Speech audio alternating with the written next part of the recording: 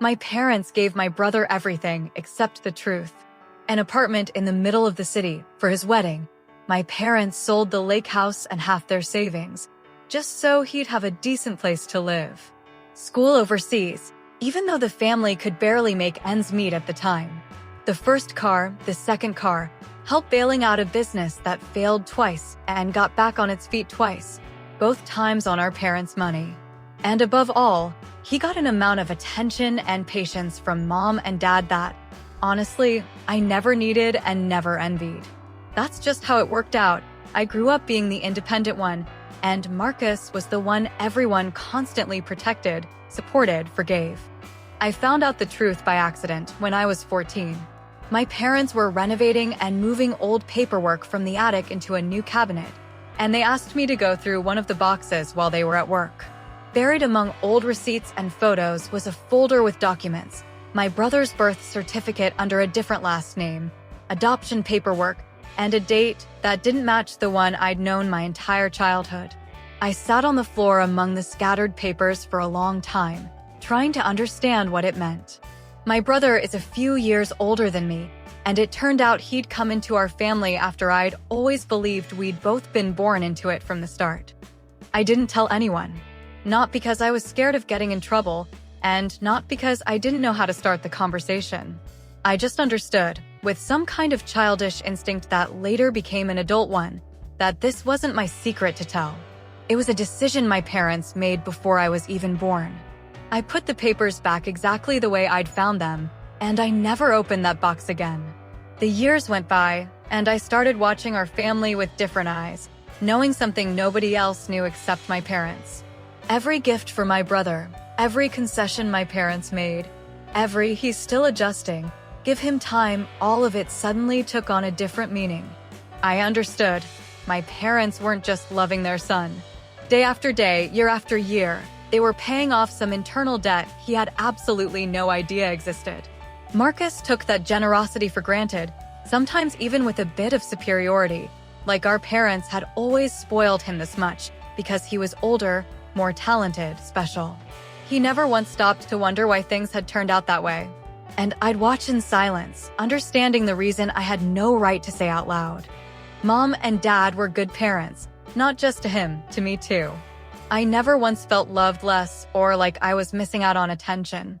It's important to say this honestly. I never envied my brother, not once in my life. My preoccupation with this secret was never about comparing who got more. It was about the simple fact that one person in the family was carrying a truth around every single day, while everyone else lived their lives without suspecting a thing. Every once in a while there were moments where it almost slipped out. Once, back when I was still in college, my brother and I got into a fight over something small, and he snapped at me, saying our parents were always on his side because he mattered more to them.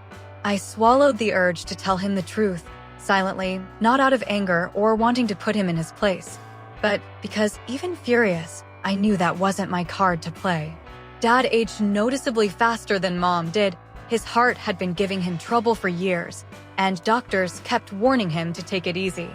I watched him grow quieter with each passing year, like he was carrying something heavier than just physical exhaustion. Sometimes, looking at Marcus, Dad's eyes would linger a second longer than they needed to. I always noticed that look, and I always understood what it meant, even though nobody else in the room ever saw it. One winter evening, Mom called me and said, briefly, almost without emotion in her voice, that an ambulance had taken Dad, his heart. I drove to the hospital without even fully processing what was happening. And when I walked into the ER, I found Marcus sitting on a bench, hunched over, head in his hands, quietly repeating, almost inaudibly, that he hadn't gotten to tell Dad something important, that he'd kept putting off that conversation, thinking there was still plenty of time. Dad died that night, never having regained consciousness. I remember the funeral in fragments, flowers, black clothes, the voices of relatives blurring into one continuous hum. But what I remember most is my brother. He wasn't just grieving, he seemed to be falling apart from the inside, right in front of everyone. He stood by the casket and kept repeating that he hadn't been a grateful enough son, that he'd taken everything he'd been given for granted, that he'd never once asked why our parents were always willing to give him everything they had left. He cried like I'd never seen him cry before, not quietly, but completely broken, like something that had been holding on for years had finally snapped. The following week was even worse. Marcus started calling Mom every day, showing up without any reason, taking on every household and financial responsibility he could find. Like he was trying to pay back, in one go, all the years he thought he hadn't appreciated what he'd had enough.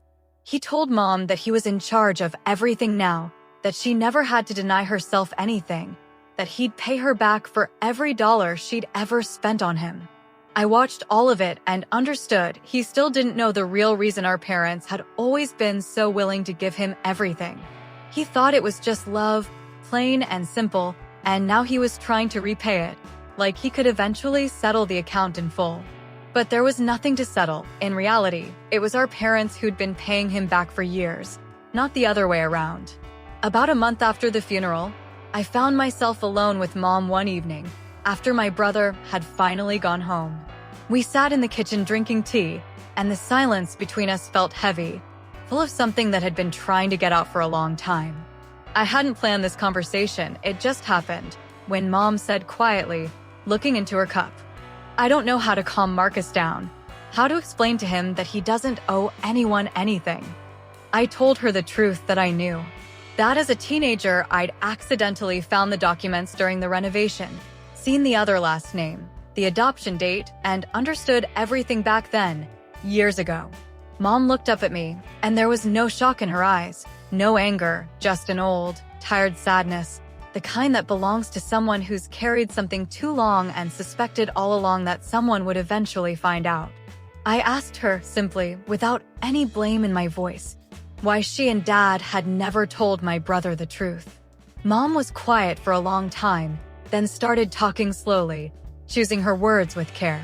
She told me that when she and Dad adopted my brother, he'd still been very young. They'd decided together, right away, forever, without a shred of doubt, that there would never be a difference for him, never a reason to feel like an outsider in his own family. They weren't afraid of the adoption itself. They were afraid that the truth, told at any age, would plant in him forever the feeling that he was there not by right of birth, but by someone else's decision, a decision that could always be reconsidered. They wanted him to feel just as much theirs as I did, with no buts attached. And maybe, somewhere deep down, they really were trying to make up for the origin he'd never know about.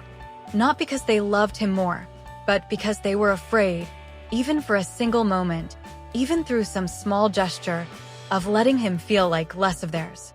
I listened and understood. This wasn't an excuse.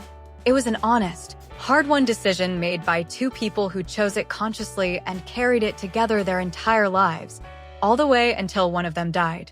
I asked Mom if it was worth telling him now that Dad was gone. Mom looked at me for a long moment and said no. She said that decision had always belonged to both of them, her and Dad together, and betraying it now, when Dad was no longer here, just to ease her own burden, would mean betraying his memory too, and the choice they'd made for their son. She asked me not to tell anyone, not my brother, not anyone at all. I promised. Quite a bit of time has passed since then. Marcus still doesn't know the truth. He still believes he spent his whole life not appreciating our parents' love enough.